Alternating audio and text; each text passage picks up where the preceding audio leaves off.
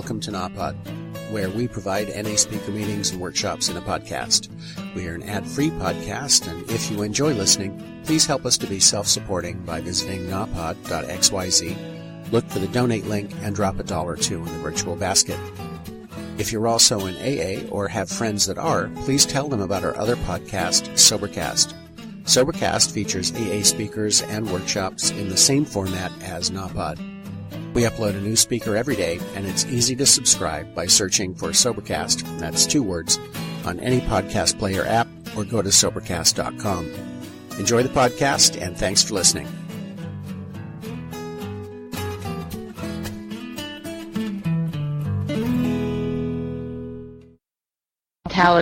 Chair for that convention, and I met her then and didn't know her. Brenda had kind of suggested maybe that we might want to listen to her tape, and the committee did, and we chose her to speak. And I didn't know it at that time, but this woman would become a very important person in my life and became my sponsor. And we've had a long-distance relationship since that time. And it's not for everybody, but it seems to work for us. There are times that I wish it was different, but it isn't. And I've accepted that, and I have a tremendous amount of respect for her.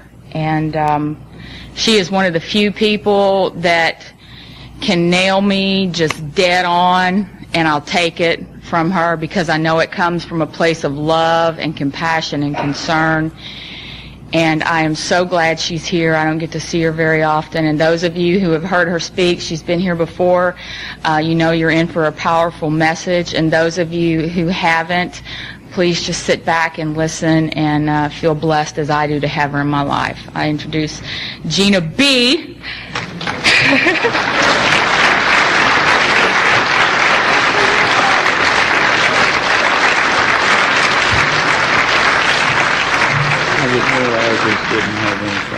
It's okay. Not a problem. Thank you. Hi, family. I'm an addict named Gina.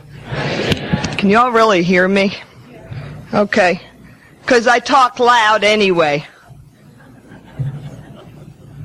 I want to thank God tonight for allowing me to be back in Kentucky. It's been 7 years. And I have to tell you, I forgot how much I love you all and how much I miss being here at Krishna.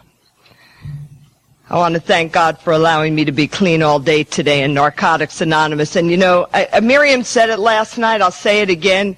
This is the most morose convention. You are the most morose crowd of people I have ever heard. We are people who were fucking dying. We were people who were not going to make it another day. We are people that society gave up on. We are clean. We are living happy, productive lives. Thanks to the 12 steps of Narcotics Anonymous.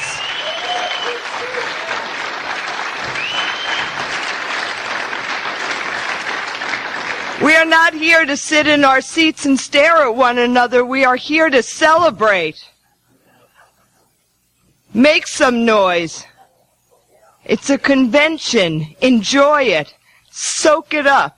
Suck it up. Take it with you. Because the 12 steps go with us in our pocket wherever we go. The hour and a half that we spend in a meeting is not the proof of our recovery. The proof of our recovery is the other 22 and a half that we spend out there. To the people of Paducah, to the people of JR's Executive Inn, to the people in the shops here and the restaurants, for all of you who thought that you got out of doing service your entire recovery, congratulations. This weekend you joined public information. Whether you know it or not. Because to the people of Paducah, you are Narcotics Anonymous. You are carrying the face of this program when you step out in the street, when you walk up to that hotel desk, when you deal with the person who is cleaning your room. And hopefully those people are all walking away saying, man, those people in NA got something going on. There is something to that recovery stuff.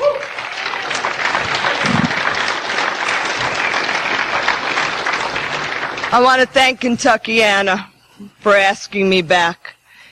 I don't know if I should do this and get it over with, because I'll probably end up bawling, which is okay. But, the first time ever that God asked me to serve him by carrying his message from a podium, I was doing the Sunday morning meeting at Serenity Fest in Myrtle Beach, South Carolina.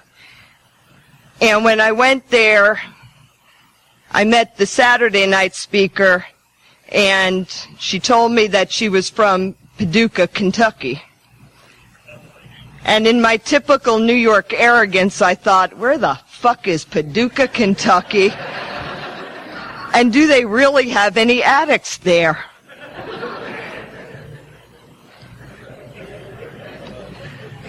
We were 2 weeks different in clean time. And we both had 7 years clean at the time, and we exchanged our medallions. And I have to tell you, that Sunday morning that I came up to a podium for the first time, I held on to that medallion for dear life. And since I have spoken at a convention, I have never gone to the podium without holding on to that 7-year coin. We became very good friends. And we would meet along the way at a convention, and we would always exchange our medallions up. And 13 was the last year that we exchanged medallions. In October of '97, Brenda passed. And I know that she was very influential in this area, and a lot of people remember her. I've been in Paducah, Kentucky before, and I was here for about 8 hours the day that I flew in and attended her funeral and left out again that night. I'm real grateful to be back in Paducah for a reason other than a funeral. And I'm real grateful to be at Kentuckiana in Paducah and see Brenda's influence, that she's still here with us, and how proud that I know she would have been to be out in this audience today and to see everybody here, and I want to thank her and wish her well. And I would say that I wish her well because, I remember back in New York when I got clean. I got clean April 25th, 1983.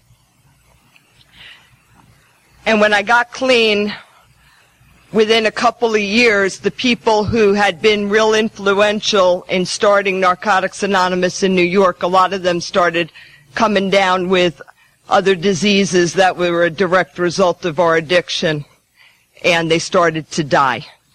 Because in the early and mid-'80s, there were no ways to learn to live with HIV. And I remember saying to my sponsor, why is God taking them? Why is God taking the people who were here, who sweated, who kept the doors open, who showed up no matter what? Why, not that anybody deserves to die, but why is he taking those people? Why is he taking our forefathers, our founding members? And she said to me, I believe that there's a meeting somewhere. And those people are going because they are the ones who got it off the ground. They're the ones who know how to open the doors. They're the ones who know how to get the coffee pot started. They're the ones who know how to greet the newcomer at the door and welcome them in. And so they're the ones who are starting the meeting. So one day when I leave here, I'm going to pass from where I am, and I'm going to go just to another set of my people somewhere else. So Brenda, thank you for keeping the coffee pot open, because I know my day is going to come when hopefully I have a chair at that meeting. And I thank you very much for putting Paducah, Kentucky in my heart and on the map for me. So I said I got here in 1983, and I got to tell you, I did not come to Narcotics Anonymous because I wanted to stop using. I didn't come here because I thought I had a problem with drugs. I didn't come here because I thought my life could get better if I came to meetings. I came to Narcotics Anonymous for one real simple reason. I had no place else left to go. And a lot of us who come here, this is the last stop on the block for If you hadn't welcomed me, if you hadn't kept the door open, if you hadn't hugged me.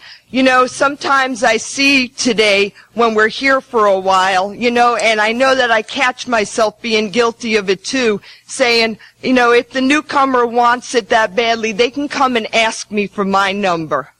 I got to be honest with you, I did not have the courage to come and ask you for your phone number. I did not have the courage to ask you if I could call you. I didn't have the courage to ask you if you would sponsor me. I sat in meetings for 6 months and I would not get up and get a cup of coffee. I did not want to walk across that room and have you look at me. I was somebody who was so broken by the time that I got here that I had felt rejected my whole life so badly that I was not going to give you the opportunity to reject me one more time. And I remember the women who came up to me and said, "Give me your phone number and here's mine." And they called me because they saw that I didn't have it to call them. They saw that I didn't feel accepted and they knew that I didn't feel a part of. I don't know why I kept coming back other than I didn't have any other place to come to. When I got clean, I was 20 years old, and I got to tell you, I met a lot of young people today, and it's wonderful to see young people in recovery. And when I got here, you know, people look like me, and I got to tell you, I stayed here long enough to become a middle-aged broad. And I'm okay with that today. I really am. But, you know, for anybody who's young, who's coming in and looking around and thinking, there's a whole bunch of middle-aged people in here, I don't belong here. Let me tell you, some of us got here young and by the grace of God stayed clean to become middle-aged broads.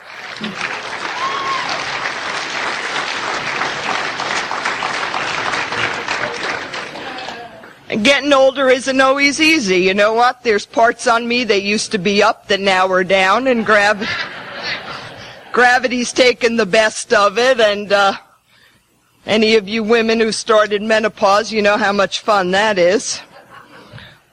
But you know what? I'm grateful to be alive. They told me I wasn't going to make it to my 21st birthday. I started using when I was 11 years old. And I've heard other people say that they never knew what that first one was going to take them to. I got to tell you, I knew from the minute I picked up where that first one was going to go, because I knew that for the first time in my life, I found something that didn't make me feel like I fit in. It didn't make me feel like I was a part of. It didn't make me feel good about myself. It just made me feel like I didn't care about those other things anymore. And that was how I wanted to go through life. I wanted to go through life numb. And my addiction took off real quick. And just about my 11th birthday, when I started to use, another profound experience happened to me. I lost my virginity. I heard that line that every female in the world has heard at some point in her life, and maybe some of you guys too. If you love me, you'll do it. So I did it because I wanted to be loved. And overnight I went from being a nobody to being that girl that you wrote about on the bathroom wall at school. I was the girl that your mothers told you not to hang around with because they talk about you like they talked about me. I was the girl that you boys showed up in my house looking for one thing and one thing only, and you knew you were going to get it. You knew you would get it because I felt bad enough about myself that if you laid with me for a few minutes, I thought that it made me okay. When I was 15 years old, I started hooking. You know, and I hear us say sometimes that my best thinking got me to Narcotics Anonymous. I got to be honest with you, my best thinking never could have come up with a place like Narcotics Anonymous. My best thinking at 15 years old was, you know, you've been giving it away for free for like 4 years, and they pay people to do this. I thought that was a good business decision. And by the time I came here at 20, I had been using for almost half of my life. I'd been hooking on the streets in New York for 5 years. I wasn't wanted by my family. I had never been arrested. I don't know still to this day how I hadn't been arrested. But my institution of choice was the place where they locked you up on the flight deck and stuck the paper slippers on your feet and shot you full of Thorazine, and you just kind of shuffled up and down the hallway. And I did the flight decks for a number of years, and I got to tell you, I never got locked up for being crazy. I always got locked up for acting crazy. And I knew the difference. I knew deep down in my heart that I wasn't crazy. I just didn't know how to stop the behavior. And finally, you know, New York did not have Narcotics Anonymous for a very long time. We had something that an old governor of ours had started. He had enacted a law called the Rockefeller Laws. And good old Governor Rockefeller made it illegal for 2 or more addicts to congregate. So Narcotics Anonymous was theoretically illegal in the state of New York. And it wasn't until mid-1981 that underground a couple of meetings started.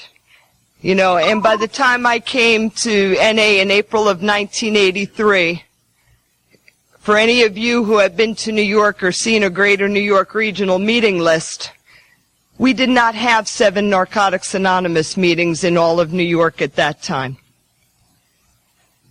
And if you wanted to make 90 meetings in 90 days like was suggested to you, you had to go to other places. I don't knock those other places. They serve well for what they do. I just know that I sat on the fence for a while, and I believe that if you sit on the fence long enough, eventually the pickets start to stick you up the ass. And when it gets uncomfortable enough, you got to fall on one side or the other and make a decision. And when the time came for me to make a decision, I knew where my home was. It was in Narcotics Anonymous.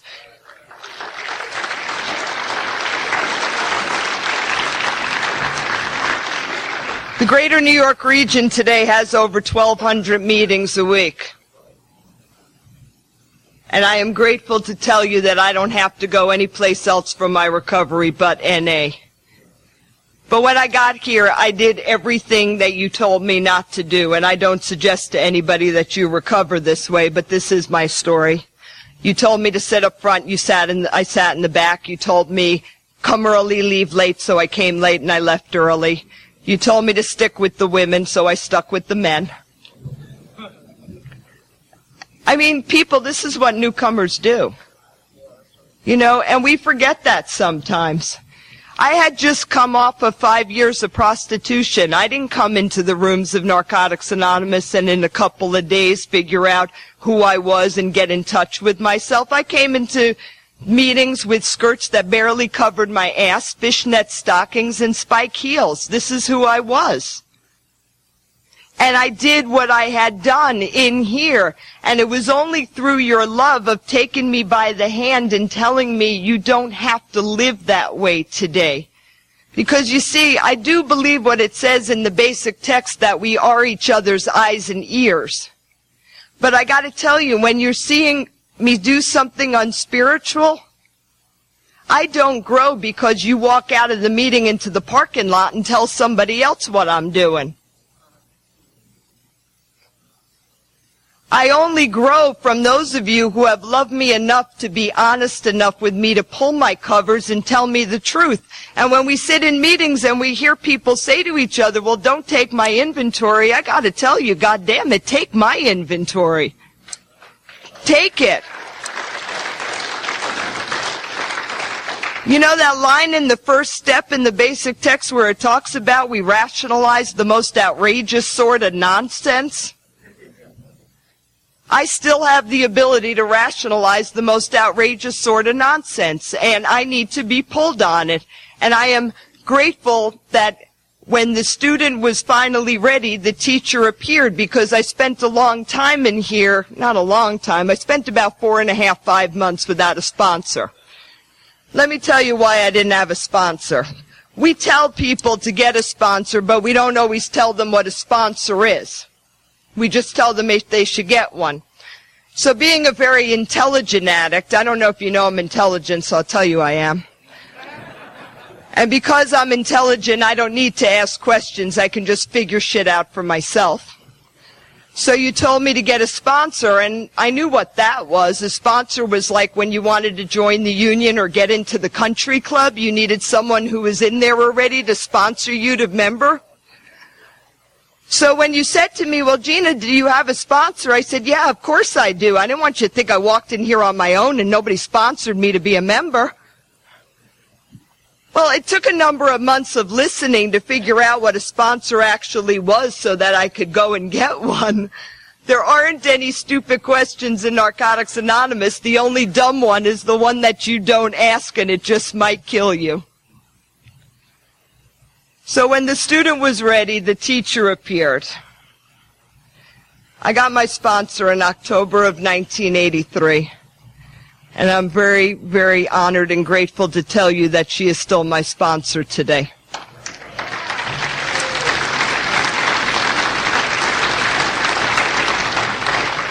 I have been through 2 husbands in recovery. And I'm still with my sponsor. She is the longest continuous relationship that I have had in my whole entire life. And she is the woman still today that I most want to be like when I grow up. And I absolutely love her. And any of you who know my sponsor or who have ever heard Fran share know that God sent me exactly what I needed. She did not give me suggestions because she knew that I would not take a suggestion, so she gave me orders. And that was what I needed to do. I needed to get that, and she wasn't easy. And I came in, I had spent a lot of years on the flight deck, and I'd spent a whole lot of years with professionals. And I started talking to her about, all the things that the professionals had told me. And, well, maybe I need to come up with a 6-month plan. She said, good, you could start with picking up the chairs. There was no kinder, gentler Narcotics Anonymous. And I did not need somebody who was going to let me get away with anything. I'm going to tell you, Fran's had a number of strokes in the past couple of years, and her short-term memory is shot to shit. You call her and ask her what she had for breakfast, and she has no clue. But I'll talk to her about something, and she'll say to me, gee, isn't that just like, da-da-da? And I say to her, Fran, that was 1989. And she says, well, guess what? It's 2006 and you're doing it again. And that's a whole bunch of old cliche bullshit that we run on ourselves about, well, I'm engaging in old behavior. Well, check it out. If you're doing it now, it ain't old.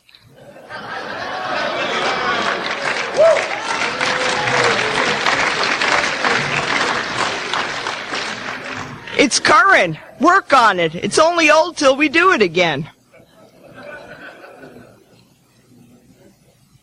But she started me on a journey that I never imagined possible. And the journey came in a way that I tried to steal it. I tried to make it easy on myself. I tried to get it any other way that I could than sitting down with a pen and some paper and writing the steps. And once upon a time in here, we used to say, work the steps or die, motherfucker. And they don't say that anymore, and maybe because it's kind of crude, so excuse me, but the reality is that we work the steps or we die. Because all of the easier, softer ways that I tried to think that if I memorized the text up and down, and if I went to service meetings knowing Robert's Rules of Order better than any of the rest of you, and all of the sponsees that I had around me, and all of the people with clean time that I hung around with, what happened is that at 5 years clean, I found myself being very socially acceptable and wanting to blow my brains out. And that's the reality. Because recovery is an inside job. And no matter how much I tried from the outside to look like I was doing okay, at 5 years clean, I had gotten married and we had a house and we had a little bit of money in the bank and things were looking okay from the outside, but I hadn't sat down and done the work to come up with what was inside of me that still hurt. You know what? There were times that I was still a 4-year-old kid whose father walked out on her.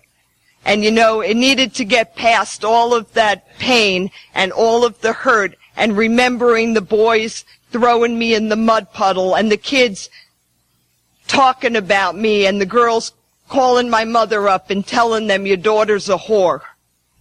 And I had to get past all of that shit because I realized today that I am almost 44 years old and my happiness is my responsibility and I can't blame my mother anymore for not breastfeeding me. It doesn't carry.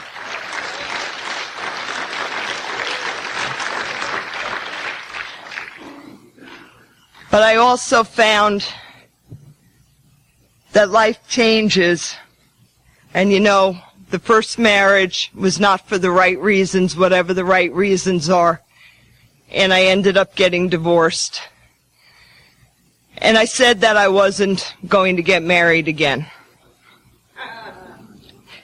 And any time that I ever say that I am not going to do something ever again, but I have to tell you that in the time after I got divorced, at 8 years clean, Fran put me back on another 4th step, and she put me back on a lot of hard work because I really came to understand that my picker was broken. And I didn't understand why my picker was broken, and she said to me, if you want to have a healthier relationship, you need to bring a healthier person to the table. And she was right. And I did some work, and God has a sense of humor. When you finally take a 3rd step in your life and you really step aside and turn it over, God always brings you what you need, even if it isn't exactly what you want or what you thought you wanted. This man came into my life, and I got to be honest, and he knows this. He was not the person that I ever would have chosen. I was clean 9 years. He was clean 2.5, a year in the street and a year and a half behind the walls of New York State Prison. And for those of you who do and love H&I thank you. He's a product of hospitals and institutions, and if you don't know what it is, he's clean 16 years because of you. And thank you.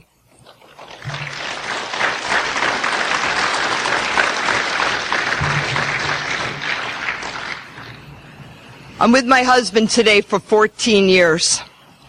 I don't know if that impresses you, but I got to tell you, it impresses the shit out of me. But more than that, I've been monogamous for 14 years, which really impresses the shit out of me. And not too long after we got together, before we got married, recovery is wonderful, but life has some pain along the way. And this is just the way that life is. And, my sponsor always explained to me that when we come in here, I'm so self-centered that I think that because I got clean, the sun should always shine. Every day should be perfect. There should be a parade in my honor. And the reality is that when I came to Narcotics Anonymous and I decided to join the human race, that I signed on for life. And signing on for life on life's terms means that along the way I'm going to have job problems, I'm going to have relationship problems, I'm going to have financial problems. People are going to get sick, people are going to die, and that's just life. And what I have are the 12 steps to take with me so that no matter what happens, I don't have to use over it.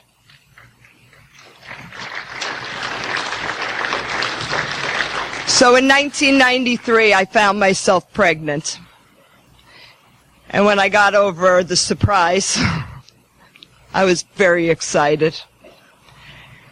And I went to the doctor, and I saw my belly start to grow, and I heard a little heartbeat, and I was going into my 5th month, and I went into the obstetrician's office for my regular appointment, and he put the stethoscope down on my stomach, and he moved it around, and he finally looked at me, and he shook his head, and he said, "I'm sorry, you don't have a heartbeat. Your baby's dead."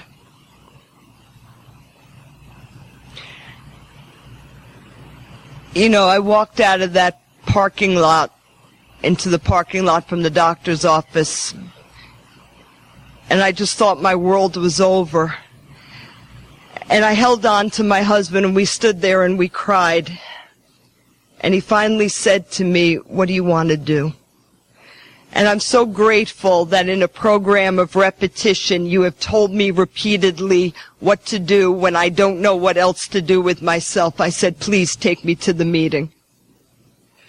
And I went to the meeting, and I let you hold me, and I let you love me, and I allowed you to tell me that it was going to be okay, although it didn't feel okay at the moment. You know, I believe that at our lowest points, that if we hold on and we rock through the storms, that God does not give up on the blessings that are yet to come if we continue to show up. About 3 years before my miscarriage, I had a call from a convention in Texas, and they had asked me to come, and I wasn't able to make it that weekend. And I said, if you ever call again, I'd be happy to get down there. And when I got home from the meeting that night, 3 years later on that night, that convention in Texas had called again, asking me to come down.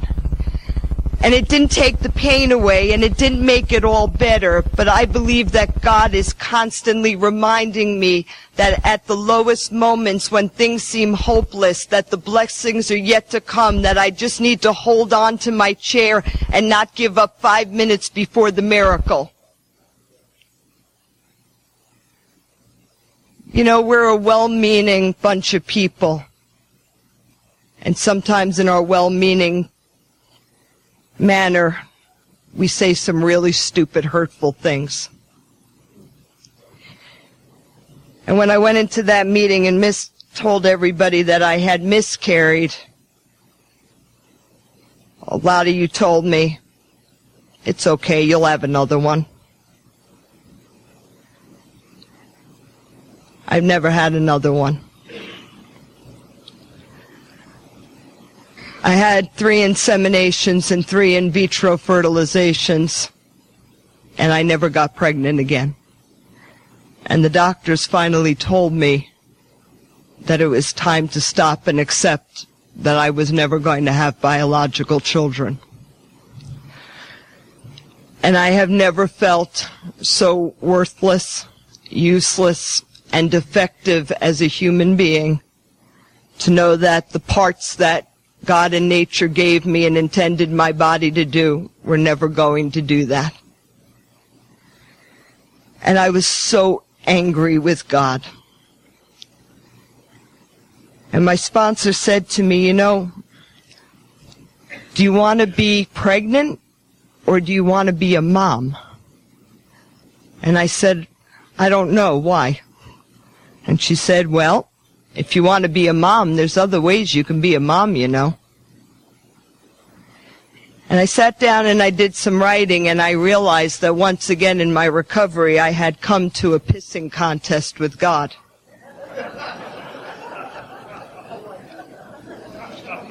God said, "You're not getting pregnant." And I said, "Oh, yes, I am. Here we go, in vitro number 3. This time it's going to work." And he said, "No, it's really not. There's another way." I finally said to her, "Okay, I'm ready to be a mom." And I started to pursue adoption. I went to see an adoption attorney, and he said to me, "It's about a year or a year and a half process." And I went home and I took all his papers and I threw them on the counter, because I want what I want when I want it. And I said, "Thank you, God, for another brick wall." So about a week later, my husband calls me up, and he's at work, and he said, "What are you doing?" "I'm going to come home and pick you up. There's a land auction going on at this hotel near our house. I want to go over and check it out." I said, "What do you want to go to a land auction for?" He said, "Oh, come on, it's going to be fun." So we go over to this land auction, and we walk in there, and they've got those red velvet ropes up, you know, and they look at me and they say, "Where's your certified check?" And I said, "What certified check?" They said, "Well, you can't come in here without a certified check." Now, mind you, I don't even know what I'm doing here, but God damn it, don't tell an addict you're not coming in.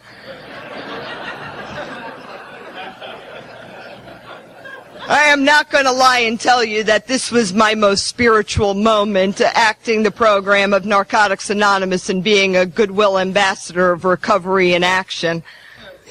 So I hold the little ad up that my husband had cut out of the paper, and I said, well, where does it say you need a certified check? Is this thing rigged? Are all of your friends in there?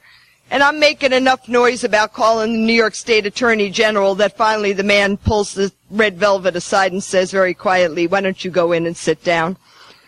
So I go in and I sit down, and they're auctioning off one piece of land, two pieces of land, and the third piece of land comes up, and I see my husband across the room going like this with his hand, and I'm looking at him like, what the hell are you doing?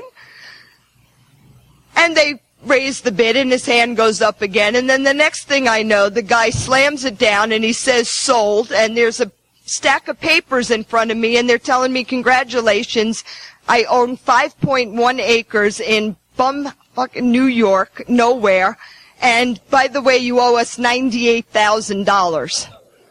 And I'm like, oh my God, I mean, I literally threw up. I said, what have you done? He said, I don't know. I said, why were you raising your hand? He said, I don't know. I just got caught up.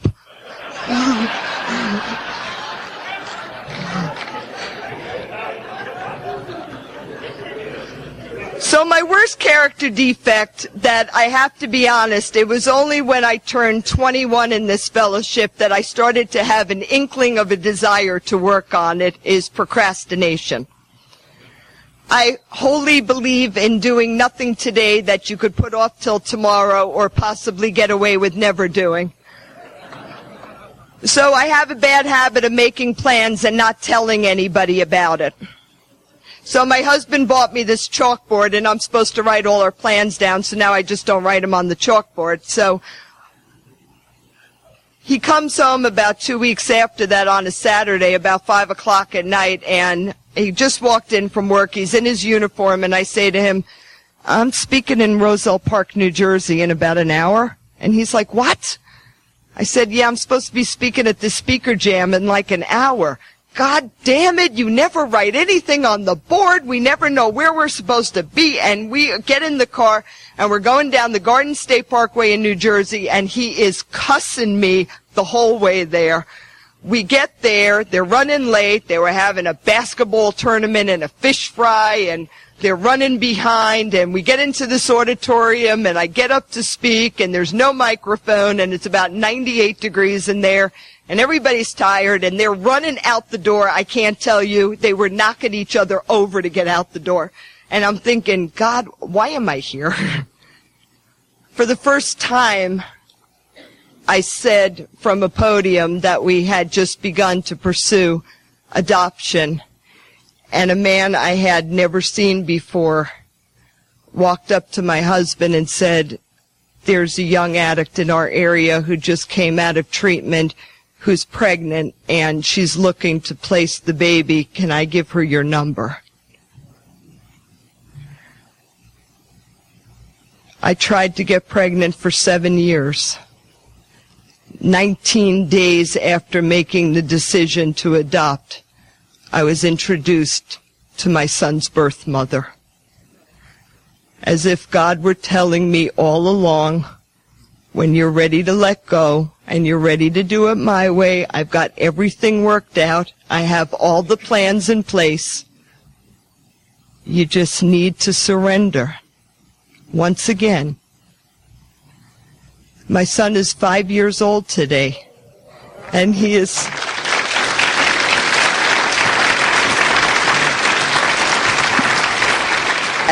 everything that I ever dreamt possible.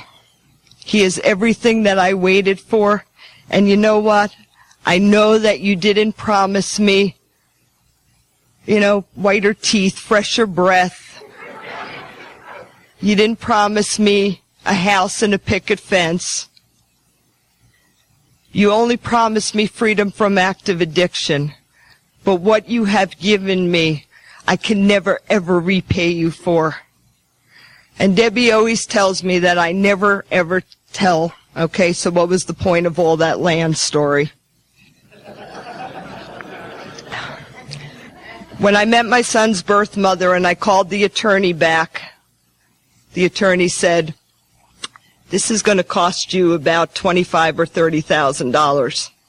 And I said, "Okay." I said, "David, what are we going to do?" He said, "We're going to sell the land." And we put the land up for sale.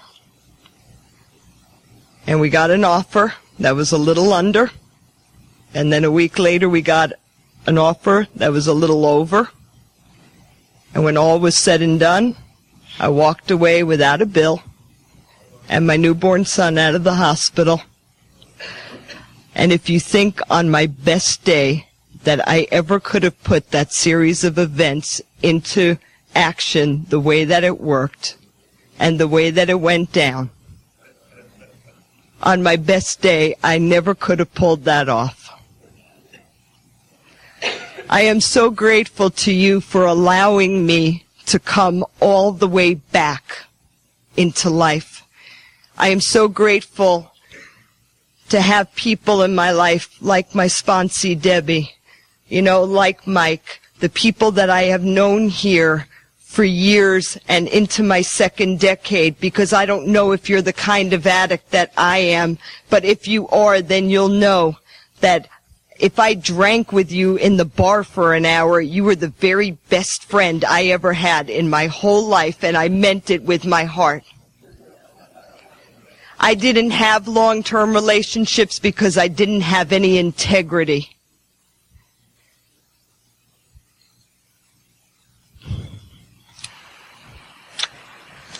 I'm only going to talk about one thing, which is something that's become a real big part of my life. And it's changed my recovery very profoundly.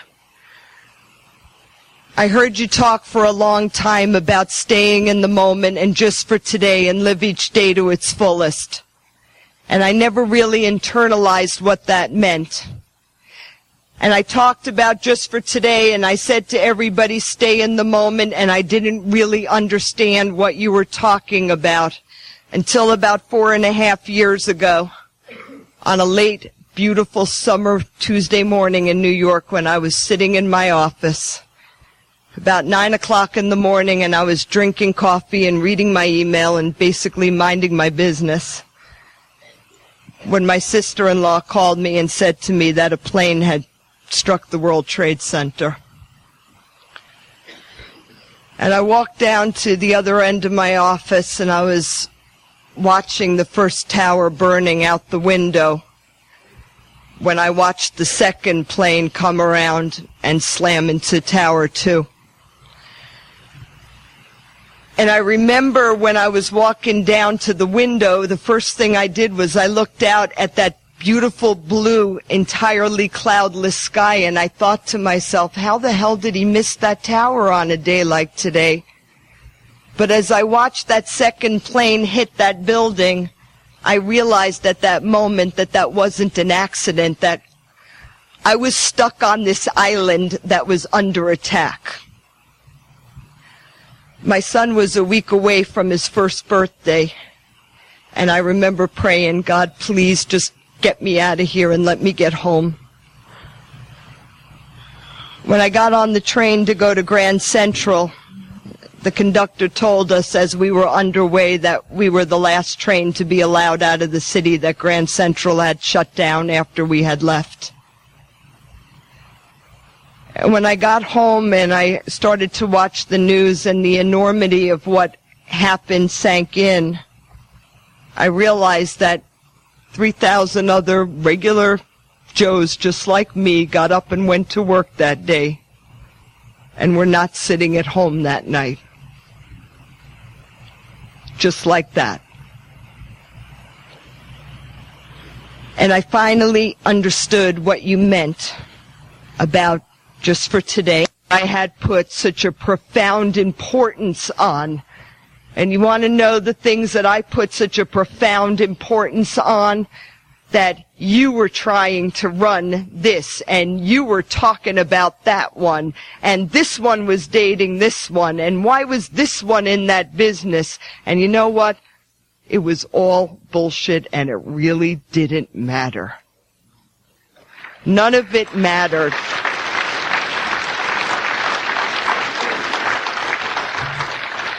What mattered was showing up and being okay today, that I don't need to put that front on that I felt I needed to put on for you for a lot of years. I am okay today to stand in front of you and to be vulnerable and to tell you that today I truly want to be a kind, loving, and gentle woman. And I don't want to just act like that to your face and stab you behind your back when you turn around. Because we are each other's eyes and ears.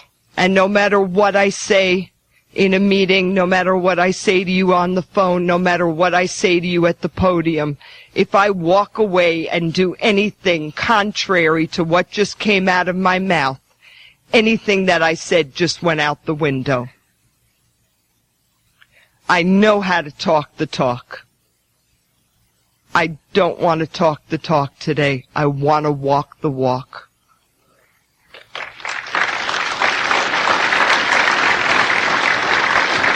I don't want to be just abstinent. I don't want to just collect key tags and medallions.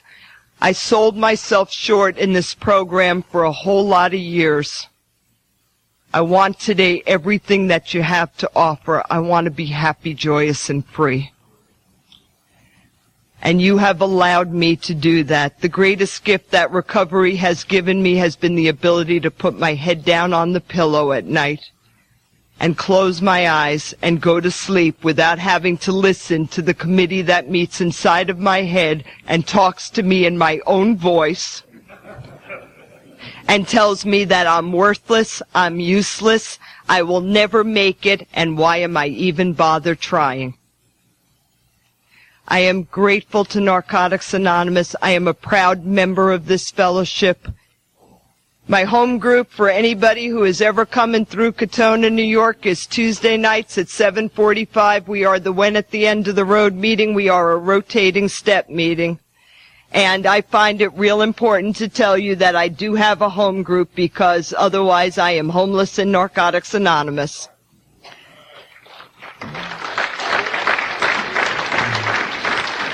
And there was once upon a time that I used to say, if you don't think your home group in NA is the best one, then you need another one. Today I'll tell you, if you don't think your home group in Narcotics Anonymous is the best one, then why don't you stay around and make it the best one? Because if you're not part of the solution, then you are part of the problem.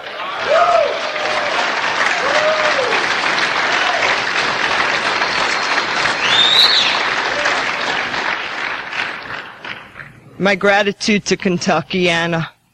My gratitude to God, first and foremost. How blessed I am to be able to meet up with old friends and make some new ones. There are no strangers in NA. The only strangers in here are the friends I have yet to meet. To be able to see my grand sponsees and my Kentucky family of sponsorship, and to see them grow, and to put some faces to the names that I hear about on the telephone, has been a wonderful privilege, and they are a wonderful bunch of women, and I am so glad to have you in my life. And Debbie, I love you very much, and I am so glad to spend the weekend with you. So, I will leave you with the story that I always tell, and if you've ever heard me share, you've heard it before, and I apologize about that, but it's my favorite story, so. There was a woman who wanted to learn all that there was to know. So she found a guru, and she went up into the mountain, and he gave her a pile of books, and he said to her, "You study, and I'll be back." And he came in some days later, leaning on a heavy wooden cane, and he said to her, "Have you learned all that there is to know?" And she said, "No." And he picked up the cane and he whacked her over the head with it. So he came in the next day and he asked her the same question, and he got the same response, and he did the same thing. And this went on for some time. And one morning he came in and he said, "Have you learned all that there is to know?" And she said, "No." And he raised the cane to strike her, but she reached out in midair and she grabbed it before he could hit her. And she was scared. She didn't know what he was going to do. And he put the cane down and he looked at her and he smiled and he said, "Congratulations, you have learned all that you need to know. You have finally accepted that you will never learn everything that there is to know, and you've learned how to stop the pain."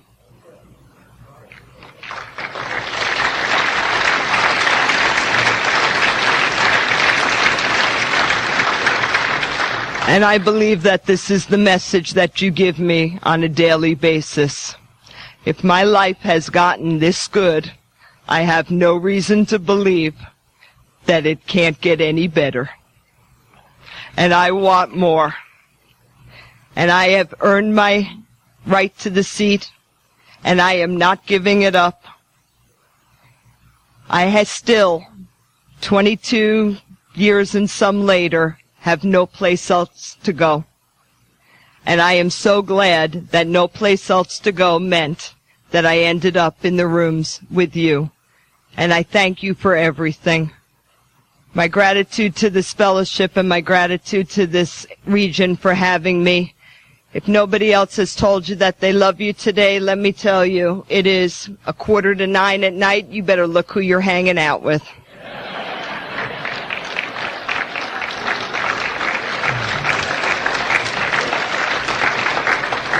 But if in fact there is someone out there that no one else has told you that they love you, let me be the first to tell you that I love you, and God loves you also. And if anybody should ever come and asks you how Narcotics Anonymous works, you let them know. How does it work? It works just fine. Thank you, God bless you, and have a great convention.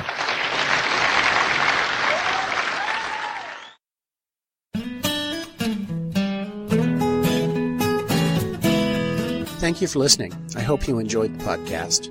Please help us improve our ranking so others can find us by putting a review on Stitcher, iTunes, or your favorite podcast index. Napot is ad-free thanks to the folks supporting the show with $1 more per month. If you enjoy listening, you can join them by going to napot.xyz and looking for the donate link. Thank you for listening. Have a great day.